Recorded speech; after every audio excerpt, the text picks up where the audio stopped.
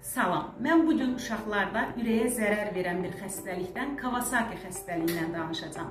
Kawasaki xəstəliyi ilk dəfə Yaponiyada görülmüşdür. Elə Yapon həkiminin soyadının şərəfinə Kawasaki adlandırılmışdır. Bu xəstəlik Yaponiya başda olmaqla Asiya ölkələrində daha çox görülür. Xəstəlik əsasən 6 ay 5 yaş arası uşaqlarda görülür. Əsasən oğlan uşaqlarında üstünlük təşkil edir. Qış-yaz aylarında görülmə tezliyi daha çoxdur. Bu xəstəlik orta arteriyaların iltihabı ilə gedən bir xəstəlikdir. Xüsusilə ürəyə qan aparan koronar arteriyalarda iltihab daha çox görülür. Yəni vaskulit xəstəliyidir. Bu xəstəliyin yaranma səbəbinə, etiologiyasına gələndə bu xəstəliyin dəqiq səbəbi məlum deyil.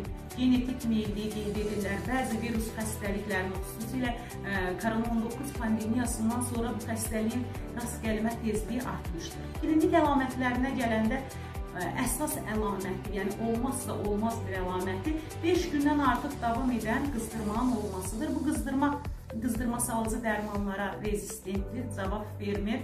Digər əlamətlər də var ki, hansı ki bunları sadalayacağam. Bunları görəndə və 5 gündən artıq temperaturu görəndə bu xəstəlikdən şübhələnməyə əsas verir. Konjunktivit. Hər iki gözdə konjunktivit olur, amma axıntısız konjunktivit olur. Sonra ağızda dəyişikliklər, dodaqlar qızarır, şişir, çatlayır, dil şişir, çiyələk dil deyirik biz buna. Dəridə səpkilər görülür. Hansı ki polimorf səpkilərdir, digər səpkili xəstəliklərlə qarışdırıla bilir.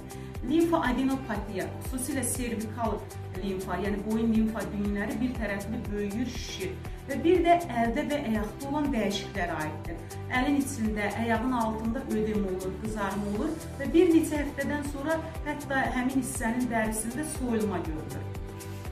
Əgər biz xəstədə bu 5 gündən artıq yüksək qızdırmanı görürüksə və sadaladığım bu əlamətlərdən 4-ünü görürüksə, bu xəstəlikdən şübhələnirik.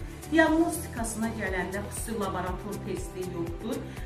Qanın ümumi analizini, C-reaktiv zolalı yoxlada bilirik. Əgər biz bu xəstəlikdən şübhələniriksə, ilk işimiz uşağı kardioloqa yönəltməkdir. Kardioloqun müayinəsi, xüsusilə eko müayinəsi edilir və burada koronar arteriyalarda anevrizmanın olub-olmaması müəyyən edilir. Bizim elə qorxduğumuz uşaqda koronar arteriyalarda anevrizmanın yaranmasıdır. Çünki anevrizma arteriyaların genişlənməsi, balonlaşması gətirib çıxardır infarktda və daxili qanaxmalara. Bu da həyati risk daşıyır. Biz bu xəstəliyin dediyim kimi əsas klinik əlamətlərə əsasən diaqnoz qoyulur və diaqnoz qoyan kimi təcili müalicə başlamalıdır. Çünki 2 həftədən çox gec bu xəstəliyə diaqnoz qoyularsa, ürək tərəfindən ağırlaşmalar yarana bilər. Və xəstəliyin diaqnozu qoyulan kimi xəstəxana şəraitində müalicə almalıdır. Əsasən ivikdən və aspirindən istifadə edilir. İvik, yəni intravenöz immunoglobulin deyirik biz buna. O koronar ağırlaşmaların, yəni anevrizmanın qarşısını alan əsas dərmandır və 24 saat ərzində həmin xəstələrin qızdırmasının düşməsi görülür. Bir də aspirinini qeyd etdim. Aspirini niyə istifadə edirlər? Aspirin özü yüksək doz aspirin istifadə olunur. Çünki iltihabın qarşısı alınsın və trombositlərin toplanmasının qarşısı alınsın. Bu xəstəliyi diaqnozu qoyulan uşaqlar müəyyən müddət ərzində kardioloq tərəfindən nəzarətdə olmalıdır.